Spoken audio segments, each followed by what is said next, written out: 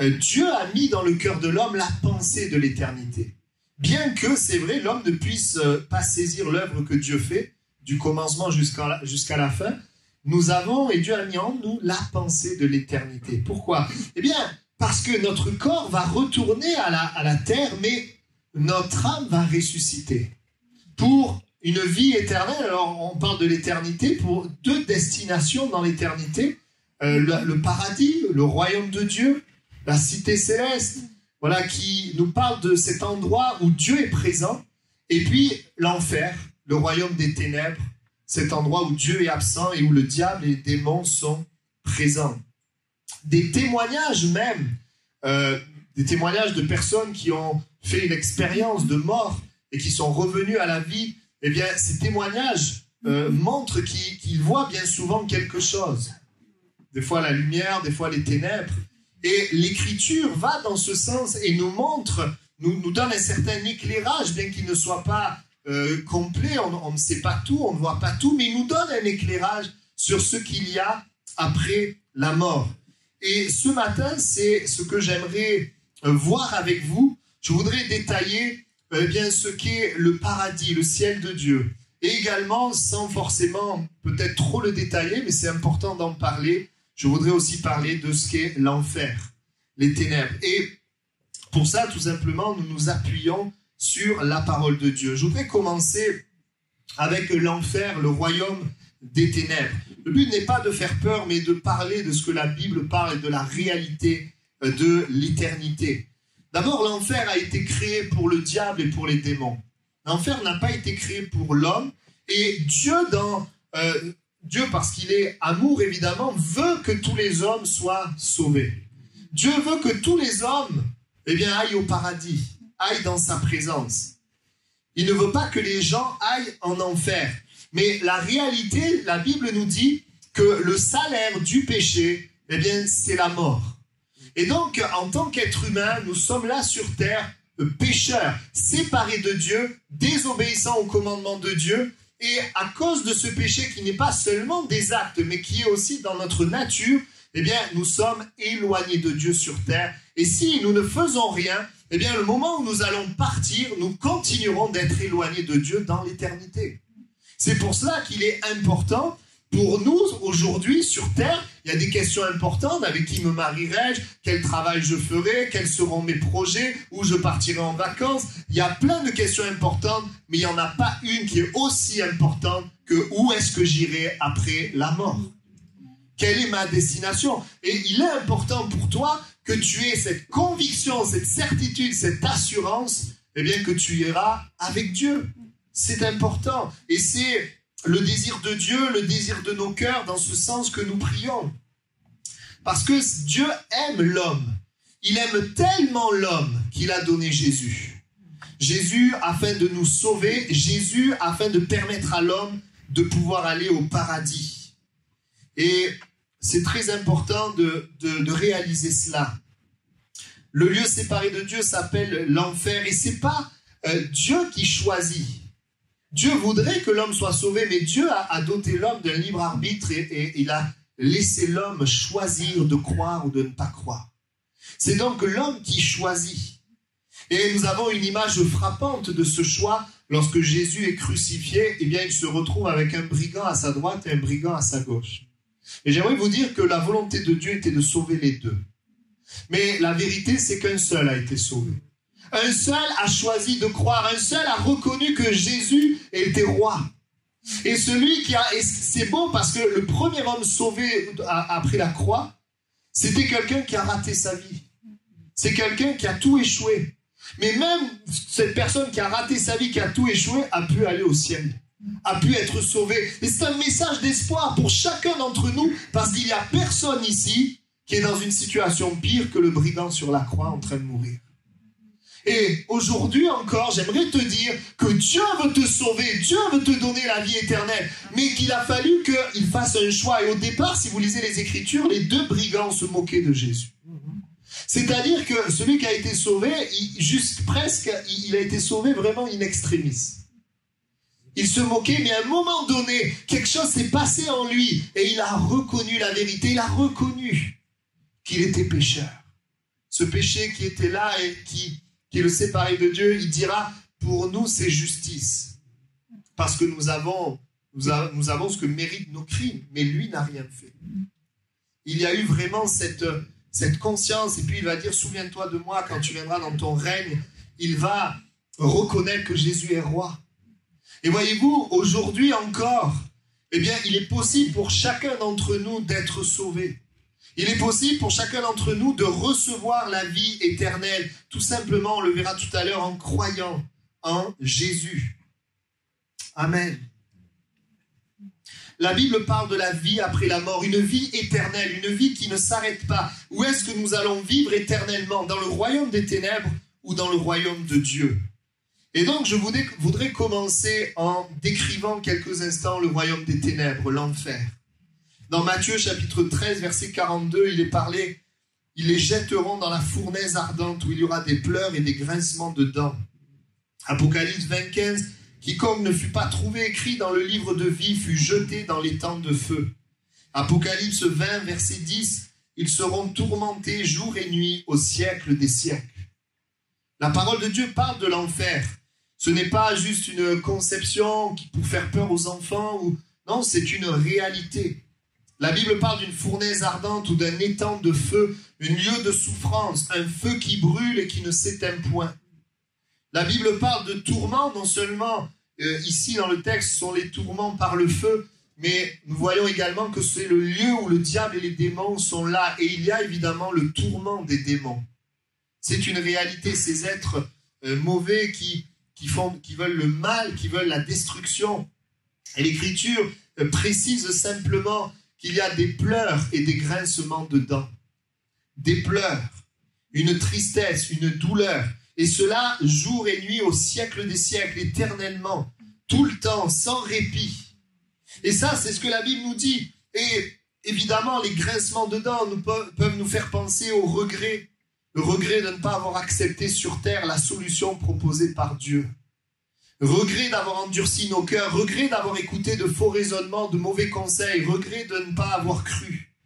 Regret de ne pas pouvoir revenir en arrière. Parce que la Bible nous montre que nous faisons le choix de Dieu sur terre, mais qu'une fois que nous allons dans l'éternité, le choix est fait. Il n'y a pas de purgatoire. Il n'y a pas de possibilité de changement. C'est sur terre que nous choisissons notre destinée éternelle. Et c'est une réalité. L'Écriture nous dit également qu'en enfer, il y a des châtiments et des jugements. Selon le mal qui a été fait, on pense quand il est dit à des villes, malheur à toi, parce que si les miracles avaient été faits chez les autres, ils avaient été faits chez toi, enfin, les autres se seraient repentis, mais toi, tu ne t'es pas repenti en voyant ces mêmes miracles. Et on voit qu'il y a une gradation, il y a des châtiments, il y a en fait un jugement. Et dans ce monde où peut-être nous ne voyons pas la justice, sachez qu'un jour il y aura une justice. Un jugement traité plus ou moins rigoureusement selon nos actes sur terre, selon ce qu'on a fait ou pas également de la parole de Dieu. Ainsi, cela nous ramène aussi, et chacune et chacun, à la responsabilité que nous avons par rapport à la parole pour nous-mêmes. Nous sommes responsables de nous-mêmes et des choix que nous faisons. Je ne veux pas forcément détailler plus l'enfer parce que ce n'est pas le point où je voudrais mettre le plus d'emphase, mais il est important de le citer et de prêcher toute la parole. J'aimerais maintenant décrire, et on ne le fait pas tout le temps, et lorsque avant de préparer ce message, j'ai repensé en fait en 2011 un message que j'avais fait dans un camp au mois de février sur ça, et je suis allé retrouver ce message. Et puis j'ai retravaillé et le Seigneur me rappelait, parce que ce n'est pas quelque chose qu'on prêche tout le temps, mais nous rappeler qu'est-ce que le paradis, qu'est-ce que le ciel. Et c'est ce que je voudrais faire maintenant. Évidemment, on ne pourrait pas le décrire dans ce qu'il est réellement. C'est tellement pâle par rapport à la réalité, mais nous pouvons néanmoins quand même avoir une idée. Apocalypse 20, verset 1. « Puis je vis un nouveau ciel et une nouvelle terre, car le premier ciel et la première terre avaient disparu, et la mer n'était plus. Et je vis descendre du ciel d'auprès de Dieu la ville sainte, la nouvelle Jérusalem, préparée comme une épouse qui s'est parée pour son époux. » Apocalypse 21, verset 10, « Il me transporta en esprit sur une grande et haute montagne. Il me montra la ville sainte, Jérusalem, qui descendait du ciel d'auprès de Dieu. Ayant la gloire de Dieu, son éclat était semblable à celui d'une pierre très précieuse, d'une pierre de jaspe transparente comme du cristal. Elle avait une grande et haute muraille, elle avait 12 portes, et sur les portes 12 anges et des noms écrits, ceux des 12 tribus des fils d'Israël. Je passe, verset 22. Je ne vis point de temple dans la ville, car le Seigneur Dieu Tout-Puissant est son temple, ainsi que l'agneau. La ville n'a besoin ni du soleil, ni de la lune pour l'éclairer, car la gloire de Dieu l'éclaire, et l'agneau est son flambeau. Les nations marcheront à sa lumière, et les rois de la terre y apporteront leur gloire. Ses portes ne se fermeront point le jour, car là il n'y aura point de nuit. On y apportera la gloire et l'honneur des nations. Il n'y entrera chez elle rien de souillé, ni personne qui se livre à l'abomination, au mensonge. Il n'entrera que ceux qui sont écrits dans le livre de vie de l'agneau. Amen. Quelques éclairages. J'aimerais voir 3 points sur le ciel, le paradis. Premièrement, c'est un endroit où il n'y a plus de douleur, plus de souffrance, plus de tristesse, plus de frustration. Il est dit dans Apocalypse 20, verset 4, « Il essuiera toute larme de leurs yeux, et la mort ne sera plus. Il n'y aura plus ni deuil, ni cri, ni douleur, car les premières choses auront disparu. » Amen. Paul dira à un moment donné que nos souffrances du temps présent ne sauraient être comparées à la gloire à venir qui sera révélée pour nous. Je voudrais vous dire que dans le ciel et dans le paradis, il n'y aura plus le diable. Il n'y aura plus les démons. Il n'y aura plus d'influence mauvaise. Il n'y aura plus de combat entre la chair et l'esprit.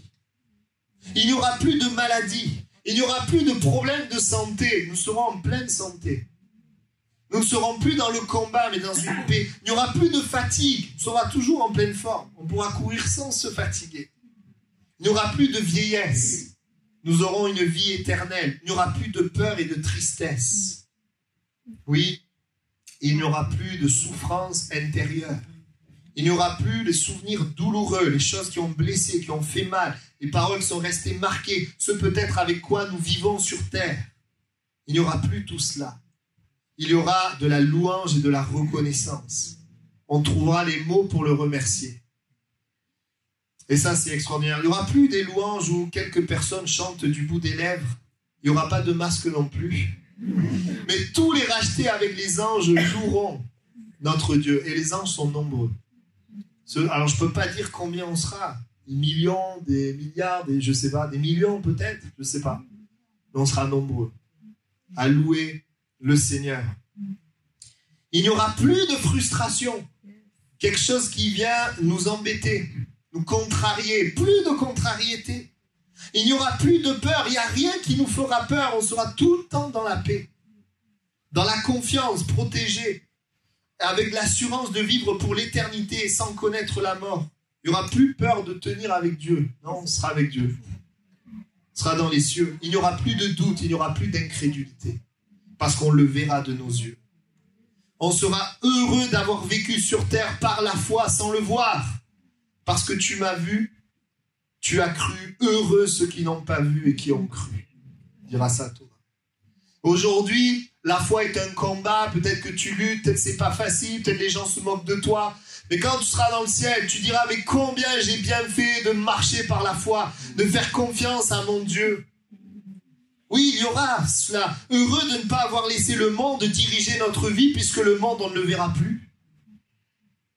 Mais heureux d'avoir voulu plaire à Jésus qu'on verra. Heureux de ne pas avoir écouté ceux qui voulaient nous détourner de Dieu, de Jésus. Et heureux d'avoir prié pour eux et de voir dans le paradis ceux qui ont cru. On verra des gens venir nous dire merci d'avoir prié pour eux, d'avoir annoncé l'évangile au travail, d'avoir donné une invitation à la soirée Espérance, les fruits de notre service, d'avoir prié pour ces temps de louange afin que Dieu agisse dans les cœurs. Plusieurs remercieront ceux qui les ont aimés et ceux qui leur ont parlé de Jésus. Ici, on parle de Jésus, on est pris des fois pour des fous, on ne voit pas forcément de résultats, mais Dieu est à l'œuvre. Et nous sommes dans les derniers temps où Dieu est davantage à l'œuvre, où vraiment le Seigneur, comme il revient bientôt, eh bien, il veut sauver un grand nombre. On sera heureux d'avoir passé du temps avec les personnes qui seront là, plutôt qu'avoir donné notre temps et notre énergie pour l'argent qui ne sera plus.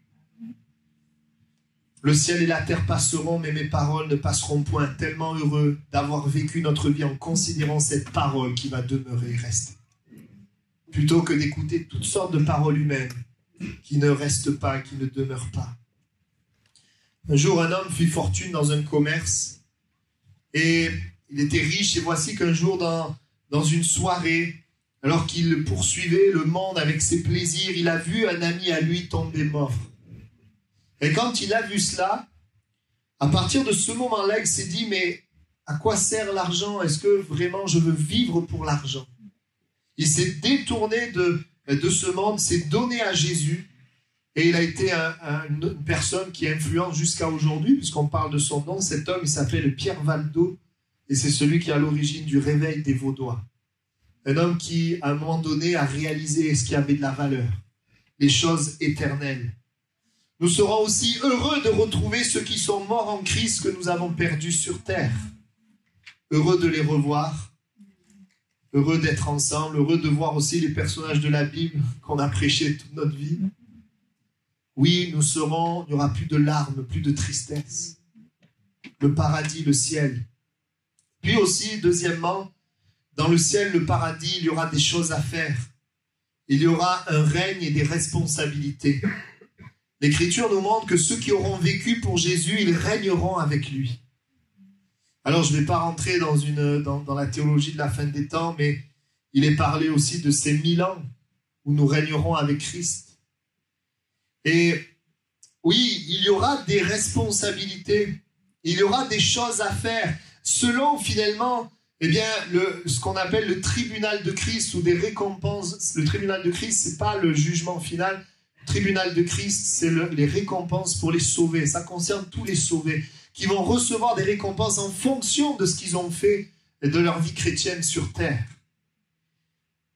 Oui, pour juger les œuvres des croyants. Non pas le jugement de la perdition, je ne parle pas de ça, mais de ce qui est précieux, de ce qui est vil, de ce qu'on a fait de notre vie, de notre temps, de notre force, de notre santé. On recevra des récompenses selon les œuvres qu'on a faites, selon la fidélité. On parlait avec Henrik de ça tout à l'heure, la fidélité. D'être fidèle au Seigneur, quels que soient mes sentiments, mes émotions, quelles que soient les circonstances, quel que soit tout ce qui bouge, d'être fidèle, entre bons et fidèles serviteurs. Les œuvres, et on verra l'Écriture nous montre les œuvres qui ont pour fondement Christ. Tous ceux et celles qui ont développé une relation avec le Seigneur et qui peut-être ont travaillé simplement et qui au regard humain ne sont que des œuvres simples, mais qui au regard de Dieu sont le fruit de leur relation avec Dieu. À la différence de peut-être ceux qui en mettent plein la vue pour servir Dieu, mais qui n'ont pas de relation avec Dieu. Vous savez, ce qui va compter, l'Écriture nous dit, c'est que nos œuvres, elles aient pour fondement Christ. Personne ne peut poser un autre fondement que celui qui a été posé, Jésus-Christ. Or, si quelqu'un bâtit sur ce fondement, avec de l'or, de l'argent, des pierres précieuses, du bois, du foin, du chaume, l'œuvre de chacun sera manifestée. Le jour la fera connaître, elle se révélera dans le feu, et le feu éprouvera ce qu'est l'œuvre de chacun. Si l'œuvre bâtie par quelqu'un sur le fondement subsiste, il recevra une récompense. Si l'œuvre de quelqu'un est consumée, il perdra la récompense. Pour lui, il sera sauvé, mais comme au travers du feu. Oui, et un jour, je me souviens, ce texte a eu un éclairage pour moi, parce que bâtir avec de l'or, de l'argent, des pierres précieuses, eh bien, c'est tout ce que le Saint-Esprit fait au travers de nous. Et quand on parle de ce que le Saint-Esprit fait, le Saint-Esprit peut faire des choses qui sont très terre-à-terre et matérielles. Le Saint-Esprit peut t'amener à t'occuper des enfants, à faire des jeux avec des enfants. Et faire des jeux avec des enfants peut être une œuvre qui a de la valeur. Et j'aimerais vous dire que ce qui est important, ce n'est pas forcément ce qu'on fait pour Dieu, mais c'est le fait de faire les choses par Dieu, à cause de cette relation que nous avons. Eh bien, nous faisons faire les choses par la foi, confiants dans le Seigneur. Par le Seigneur. Oui, les mobiles seront là. Vous savez, quand on sert Dieu, il y a ce qui est visible et il y a ce qui est invisible. Alors nous, on voit le visible, on dit « Waouh, c'est merveilleux », mais Dieu voit notre cœur. Et ce qui compte, c'est nos mobiles, l'amour de Dieu. Faire les choses par amour pour Dieu, par la foi. Pas forcément pour nos propres intérêts, Et ces choses seront révélées. Et je dis oui, combien d'hommes et de femmes dans le secret ont une relation avec Dieu et leur acte, leur œuvre est inspirée de Dieu. Ça ne se voit pas extérieurement, mais ça se verra dans l'éternité. Et certains entendront Jésus leur dire, j'ai eu faim et vous m'avez donné à manger. J'ai eu soif, vous m'avez donné à boire. J'étais étranger, vous m'avez recueilli. J'étais nu, vous m'avez vêtu. J'étais malade, vous m'avez visité. J'étais en prison, vous êtes venus vers moi. Et juste diront, mais quand avons-nous vu avoir faim, etc. Et Jésus dira, quand vous avez fait ces choses à l'un de ces plus petits de mes frères, c'est à moi que vous les avez faites. Oui, les œuvres de Dieu, aimer Dieu, qui se traduit par aimer notre prochain. Que ce soit des croyants, que ce soit des incroyants, nous sommes appelés et créés pour aimer. Mais aimer avec comme origine une relation avec Dieu. C'est pas un amour humain, c'est pas un amour, oui, humain, qui a pour origine l'homme, mais c'est un amour qui a pour l'origine Dieu. Et tout ça, c'est précieux. Et j'aimerais t'inviter, peut-être tu es en train de m'écouter, et tu réalises peut-être les choses dans ta vie qui ne sont finalement pas si importantes que ça. Vous savez, on n'a qu'une seule vie. Et la vie par la foi, c'est pas la vie la plus facile. Mais c'est ce qui nous donnera le résultat le meilleur. L'éternité avec lui. Et certains, Dieu leur confiera 5 villes, d'autres 2 villes, d'autres plusieurs villes, en fonction de ce que nous avons fait de Dieu. Je dis quel privilège quand nous avons rencontré le Seigneur. Des fois jeunes, parce que certains jeunes, d'autres plus âgés. Mais ce qui est important, c'est à partir du moment où nous l'avons rencontré, qu'est-ce que nous faisons de notre vie? Ça, c'est le deuxième point. Il y aura, oui, des choses à faire. Et puis, évidemment, nous le louerons pour l'éternité. Nous le bénirons pour l'éternité. Amen. Et troisièmement, et c'est important, dans le ciel, dans le paradis, même si je l'ai un peu évoqué au premier point, je voudrais le développer davantage. Nous connaîtrons les bienfaits de sa présence continuellement. Parce que la Bible dit dans Apocalypse 22, versets 1 à 5, qu'il est parlé du fleuve de vie, d'un arbre produisant du fruit, la grande Jérusalem. Et il est parlé aussi de la lumière, qu'il n'y avait pas besoin de lumière, la gloire de Dieu l'éclairera. Et ce qui est extraordinaire, c'est de réaliser que dans la présence de Dieu, nous connaîtrons tous les attributs de Dieu. Autrement dit, puisque Dieu est amour, nous vivrons un amour que nous ne connaissons pas ici sur terre constamment. Nous serons avec l'amour le plus vaste et profond, plus qu'un océan, parce que Dieu est amour. Vous savez, nous ici sur terre, nous pouvons vivre des instants d'éternité. Moi, c'est un instant d'éternité qui m'a fait venir à l'église. La parole, je l'ai écoutée depuis tout petit, mais quand Dieu s'est manifesté, ça a touché mon cœur. Et il y a des instants d'éternité. Je me rappelle dans un grand rassemblement régional, je me rappelle c'était à Draguignan, il y avait la présence de Dieu d'une manière particulière manifestée. Je me souviens l'amour de Dieu qui a envahi mon cœur. Je voulais embrasser tout le monde. Je ne l'ai pas fait. Il y avait un amour, je me souviens. C'est juste un instant d'éternité que je ne peux pas oublier. Mais dans le ciel, ce ne sera pas un instant, ce sera tout le temps. Toi peut-être qui es seul, toi peut-être qui ne te sens pas aimé, j'aimerais te dire, l'amour de Dieu, il est puissant, il est grand. La justice de Dieu, il n'y aura plus d'injustice. Ce sera, tout ce qui sera juste. Vous savez, ce que les hommes ont le plus de mal dans leur vie, c'est les injustices. Très souvent, les injustices, c'est terrible. Il y aura aussi, dans les attributs de Dieu, puisque Dieu sera présent, sa justice, son amour, il y aura la pureté et la sainteté. Tout sera pur et saint. On ne sera pas affecté par le péché des autres. Alléluia. Parce qu'il n'y aura plus de péché. Sur la terre, ça nous arrive. Hein? Il n'y aura plus de mal, plus de méchanceté, plus de déception. Nous serons dans une pureté, une sainteté parfaite. Il n'y aura plus, je le disais, de peur, c'est-à-dire que nous serons dans une paix totale, complète, une paix inimitable. Lorsque le Seigneur m'a appelé à servir Dieu, j'étais dans une réunion de prière, c'était un mardi soir, la réunion n'avait pas commencé, j'étais assis au milieu et j'étais en plein questionnement. Le Seigneur était en train de m'appeler à le servir. Et je me questionnais, j'étais là dans mes craintes, dans mes peurs. Et je me souviens comme c'était hier, à ce moment-là, un instant d'éternité, j'ai connu la paix du ciel. Cette paix qui est venue m'envahir, j'ai regardé autour de moi pour savoir qu'est-ce qui se passait. C'était tellement fort et ce n'était pas lié à la prédication parce qu'il n'y avait personne. C'était juste le Seigneur qui était là avec sa paix. Et cette paix m'a accompagné, m'a aidé à rentrer dans le service de Dieu, à réaliser qu'alors que peut-être je peux avoir des peurs sur terre, j'ai le Dieu de paix avec moi. Et cette paix, elle m'accompagne jusqu'à aujourd'hui. C'était un instant, mais je sais qu'un jour, cet instant que j'ai vécu, je le vivrai pour l'éternité. La paix extraordinaire de Dieu. La prospérité, alors non pas dans le sens matériel, il n'y aura plus besoin de téléphone, de matériel, mais Dieu sera suffisant. Nous ne manquerons de rien, nous serons comblés, bénis par lui. Besoin de rien. Il ne sera pas dans le besoin, il n'y aura pas besoin de prier pour demander des choses à Dieu, parce qu'on n'aura plus besoin. Nous serons aussi passionnés et zélés pour Dieu. Parce que sur terre, on est passionné et zélé, mais il y a vite des choses qui viennent enlever notre passion et notre zèle. Et moi, au début de ma conversion, quand on me disait, David, dans le ciel, on va faire que louer Dieu, je m'inquiétais. Parce que moi, je n'avais pas envie de louer Dieu tout le temps. J'ai dit, mais si je loue Dieu, au bout d'un moment, je vais m'ennuyer. Mais dans le ciel, on ne s'ennuie pas, on sera passionné et zélé. Il n'y a plus la chair qui est là, qui nous tire vers le bas. Oui, on sera vraiment dans cet amour, dans cet échange. Gloire à Dieu. Et puis également, dans le ciel, on sera dans l'allégresse, la joie. La Bible dit quand on tourne vers lui les regards, on est rayonnant de joie. Alors qu'est-ce que c'est quand tu ne tournes pas les regards vers lui, mais tu es avec lui? Quand tu es avec lui, ben, oui, c'est une joie, une allégresse.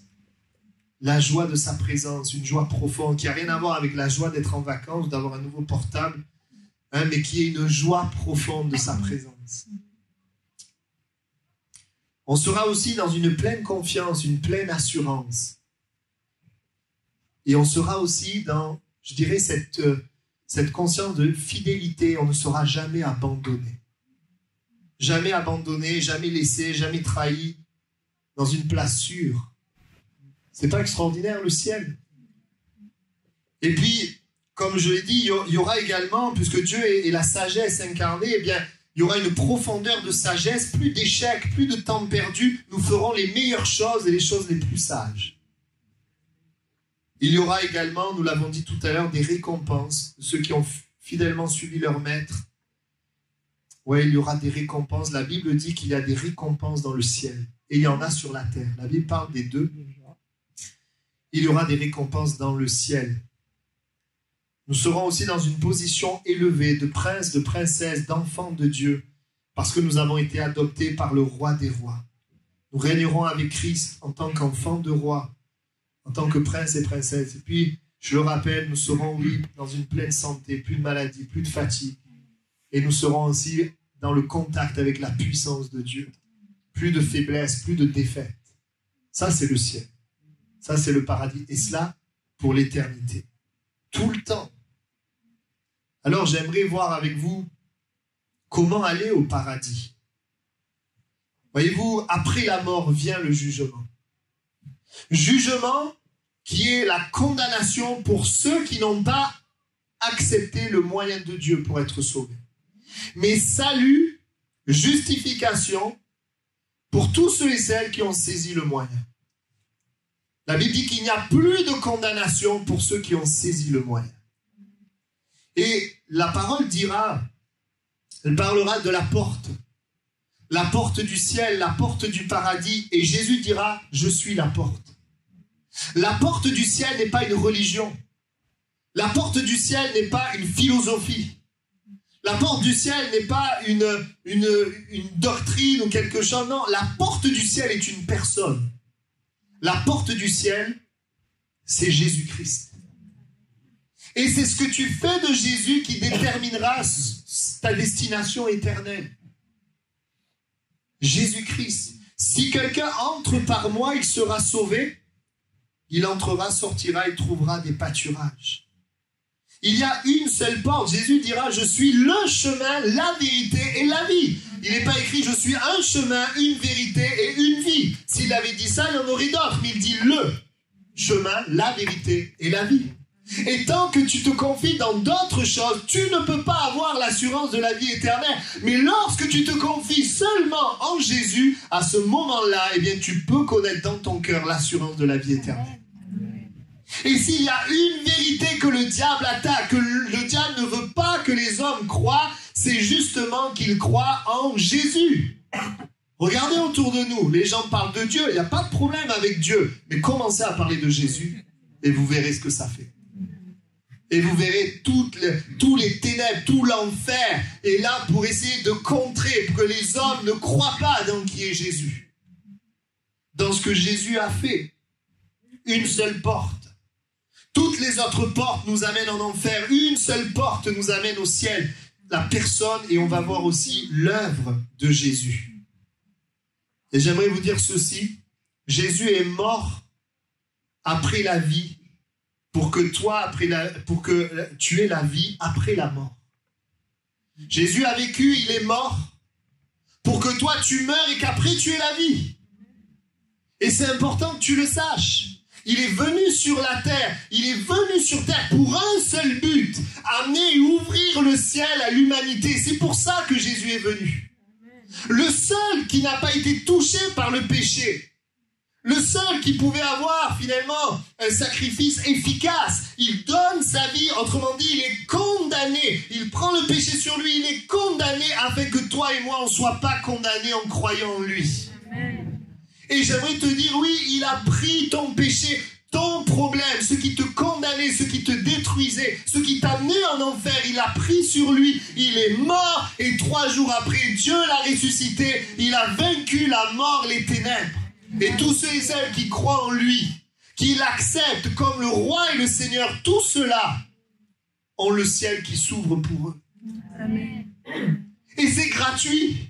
C'est gratuit pour toi, mais lui, il a payé cher, son sang a coulé, ça a le prix de son sang. C'est gratuit pour toi, mais lui, il a payé cher. Et c'est ce message-là qui va déterminer ce qui va se passer pour toi. Oui, et l'Écriture nous dit, et je dois le dire, la porte dont il est question, un autre verset de l'Écriture dit que la porte, elle est étroite. Que le chemin qui mène à la vie, il est resserré.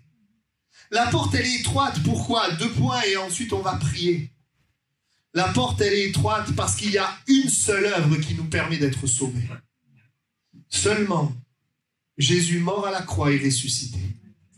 Parce qu'il n'y a que Jésus qui a vaincu le péché et la mort. Qui a vaincu les démons. Tous les grands hommes, prenez les grands hommes, tous ces hommes ne sont pas parfaits, ne sont pas purs, ne sont pas saints. Sont tous des pécheurs. Et donc un pécheur ne peut pas donner sa vie pour un autre pécheur. Parce que lui-même, il a sa condamnation.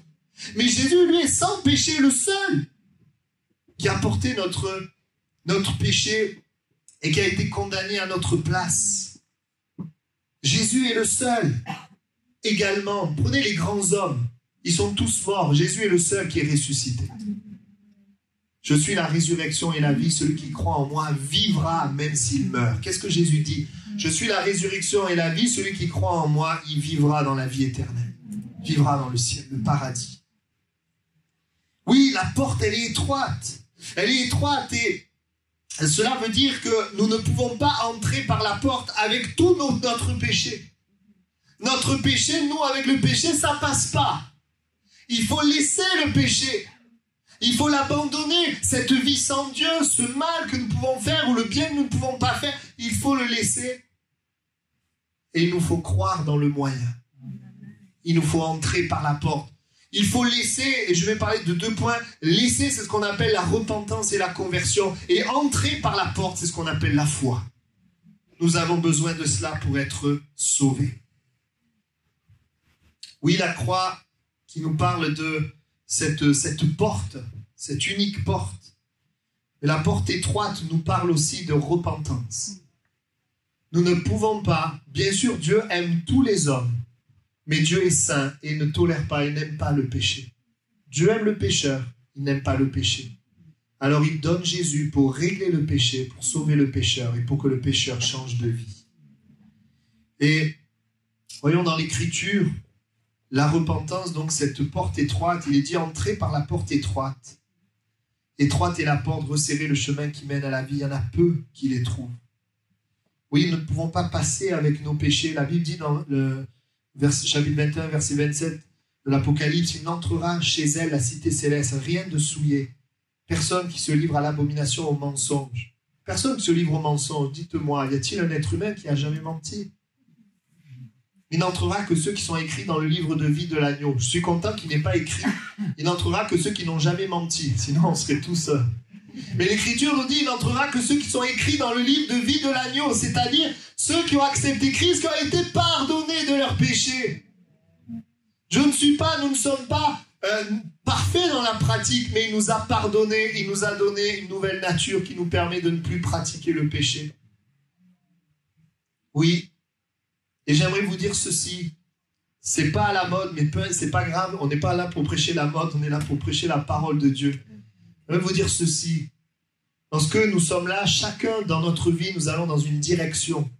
Nous sommes tous dans une direction qui nous conduit en enfer vers la mort, la direction de nos propres pensées, notre propre raisonnement, du moi roi.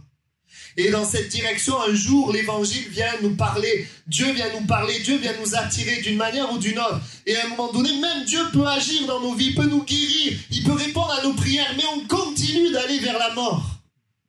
J'aimerais vous dire, c'est pas parce que Dieu te guérit que tu vas au ciel. C'est pas parce que Dieu répond à une prière que tu vas au ciel. C'est pas parce que tu vas à l'église que tu vas au ciel.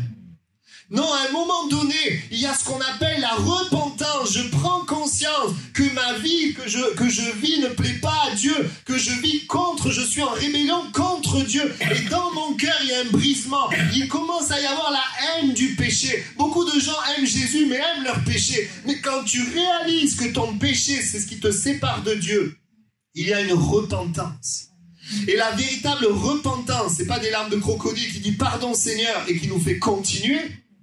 Mais la véritable repentance nous amène à changer de cap. Et elle nous amène la véritable foi, la véritable confiance, nous amène à changer de cap. C'est-à-dire 2 étapes. Premièrement, je me détourne du péché, je me détourne du mal, je me détourne de ma vie sans Dieu. Je reviens à la maison. Je me détourne de la vie où je suis le roi, je suis le maître, c'est moi qui choisis. Je me détourne de cette vie-là pour me tourner dans une autre vie avec une autre direction où il est le roi, il est le maître. C'est lui qui dirige ma vie. C'est à ce moment-là, que tu vas avoir l'assurance de la vie éternelle. Si tu en es là, Dieu t'a béni, que tu n'as pas l'assurance, c'est parce qu'il y a besoin de ce demi-tour. La foi véritable est une repentance, une conversion. L'Écriture nous dit, repentez-vous donc, convertissez-vous pour que vos péchés soient effacés. L'Écriture nous dit, si vous ne vous convertissez, si vous ne devenez comme les petits-enfants, vous n'entrerez pas dans le royaume des cieux. Et la volonté de Dieu, c'est quoi? C'est que nous entrions dans le royaume de Dieu. Alors, Dieu vient par son esprit nous convaincre de son amour, mais nous convaincre aussi que nous sommes pécheurs. Afin de quoi? Susciter la foi et de nous amener à vivre une vie nouvelle.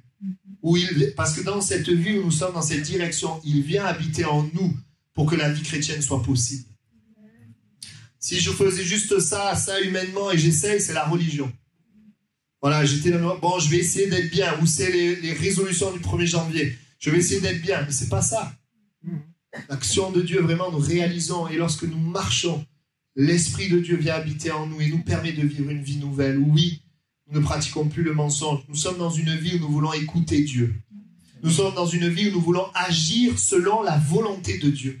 Moi, je ne me force pas. Quand tu nais de nouveau, tu as le désir de vivre la volonté de Dieu.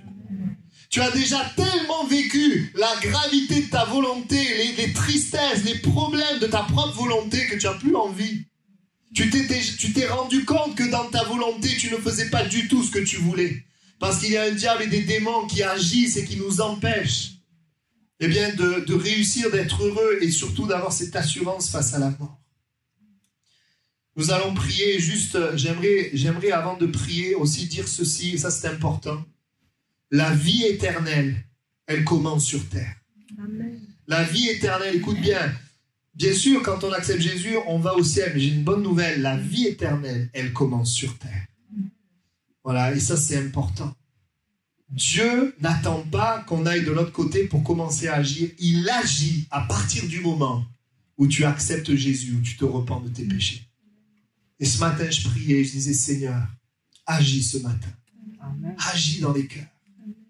Fais quelque chose, sauve, Seigneur. Oui, j'aimerais te dire, l'éternité peut commencer ici. Bien sûr, Dieu est riche en bonté et il veut guérir. Il veut répandre son amour, il veut te donner la paix, il veut te donner la joie, il veut te délivrer. Il veut manifester sa puissance dans tes problèmes. C'est ce qu'il veut faire parce qu'il est riche en bonté. Mais ce que Dieu veut faire par-dessus tout, c'est que tu puisses être sauvé, que tu puisses avoir cette assurance d'aller avec lui dans l'éternité. Ça, c'est important. Apocalypse 22:6 nous dit « Ces paroles sont certaines et véritables. » Ces paroles sont certaines et véritables. Alors, j'aimerais qu'on incline nos têtes et nous allons prier. Je vais demander à Henrik de revenir pour prendre un chant. Je te laisse le choix, mais j'aimerais te dire ce matin, il y a une vie après la mort. Il y a un enfer terrible et il y a un ciel extraordinaire. Et le Dieu qui est vivant veut que tu ailles au ciel. Le Dieu qui est vivant veut que tu ailles au ciel, mais à cause du péché, tu vas dans la direction de l'enfer. Tu es perdu et tu as besoin d'être sauvé. Et il y a la possibilité pour toi de passer du royaume des ténèbres au royaume de Dieu par la porte qui est Jésus-Christ.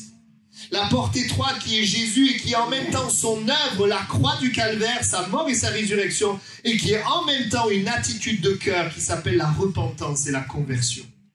Ces deux aspects sont indissociables. Son œuvre est là, elle rend le salut possible, mais c'est ton état de cœur qui rend le salut maintenant efficace, effectif.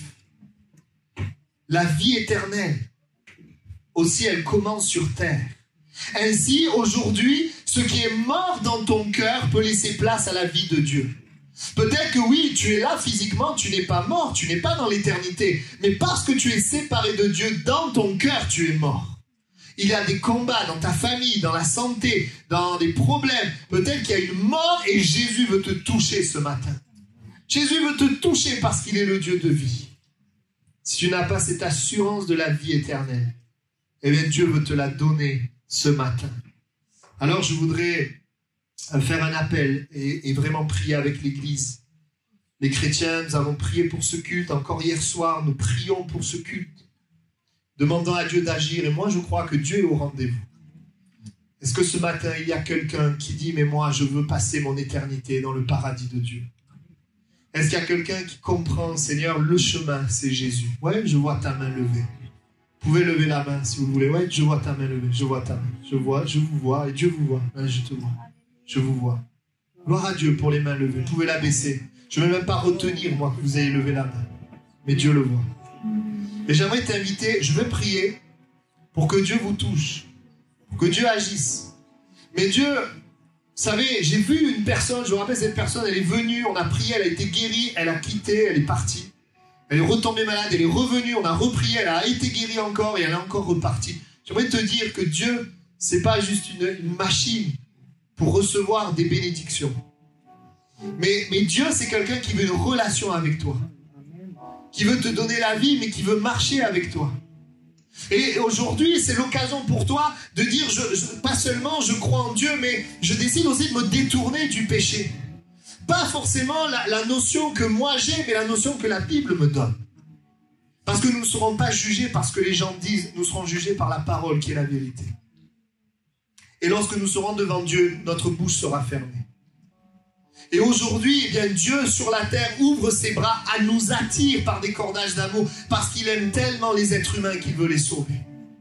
Et toi qui as levé la main, je voudrais t'inviter à une prière de repentance, en disant, Seigneur, je décide maintenant de faire de Jésus le roi de ma vie. Cela va amener dans ta vie, bien sûr, un renouvellement, un rafraîchissement dans ton âme, mais aussi des actes que tu vas poser. Cela va amener maintenant aussi un mode de vie où Jésus est le centre. J'ajoute pas Jésus comme j'ajoute le sport ou une activité, mais je décide que Jésus soit le maître de ma vie. Je veux le connaître. Je veux ouvrir la Bible parce que quand j'ouvre la Bible, j'ouvre la bouche de Dieu. Je veux que Dieu me parle. Le Seigneur veut te sauver ce matin. Prions ensemble. Prions ensemble. Seigneur, je te prie pour toutes ces mains levées. Je te loue parce que c'est ton esprit qui est à l'œuvre. Je te prie pour que nous puissions tous être sauvés, être avec toi dans l'éternité. Je te prie pour ces mains levées, tu sais ce qui manque pour qu'ils aient l'assurance de la vie éternelle, mais ta volonté, c'est qu'ils aient cette assurance. Pour ceux qui ont besoin de goûter à ta bonté, qui sont dans le doute, alors je te prie pour cela. Je prie que tu guérisses les malades, que tu délivres, Seigneur, ceux qui sont opprimés. Je prie maintenant que tu les remplisses de ton amour. Ceux qui n'ont pas goûté à ton amour, tu le fais maintenant. Tu leur fais du bien. Tu leur permets de vivre un instant du ciel. Mais je prie aussi maintenant pour ceux qui ont déjà goûté à ton amour et qui ont besoin de se repentir et de se convertir, qui ont besoin de faire un demi-tour dans leur vie, tous ceux qui ont ajouté Jésus à leur vie comme ils ont ajouté autre chose. Je te prie pour que ce matin, il y ait quelque chose qui se passe, qu'ils réalisent que tu es le roi et que tu prennes la place du roi dans leur vie afin que cette assurance de la vie éternelle, elle vienne dans leur cœur. Je te prie qu'il y ait ce demi-tour, Seigneur, de leur volonté vers la volonté de Dieu. Tu les fais passer des ténèbres à la lumière. Je te prie maintenant de le faire et qu'ils prennent maintenant la direction de ta volonté, de ta parole. Merci de le faire, Seigneur, ce matin. Nous proclamons que tu sauves. Et alors que tu es là, commence maintenant à demander pardon à Dieu pour tes péchés. Commence à lui dire, Seigneur, je t'accueille comme le roi. Parle-lui maintenant. Parle-lui là où tu es, simplement avec tes mots, à voix basse. Dis-lui, voici mes péchés, je les dépose à tes pieds. Je dépose le mensonge, je dépose l'impureté, je dépose la magie, l'occultisme, ma vie indépendante de Dieu, je dépose toutes ces choses. Je laisse à tes pieds la méchanceté, la haine, la colère. Je laisse à tes pieds toutes ces choses mauvaises, l'idolâtrie. Je te demande pardon. Je te demande de me pardonner, Jésus, et de mettre l'assurance de la vie éternelle. Dis-lui maintenant. Et le Seigneur agit. Et le Seigneur agit ce matin. Alléluia. Il pardonne, Seigneur. Tu pardonnes les péchés ce matin. À cause de ton sang qui a coulé. Et tu donnes une nouvelle vie. Alors que le diable veut nous maintenir, Seigneur, tu les délivres et les libères. Merci, Seigneur. Amen. Amen.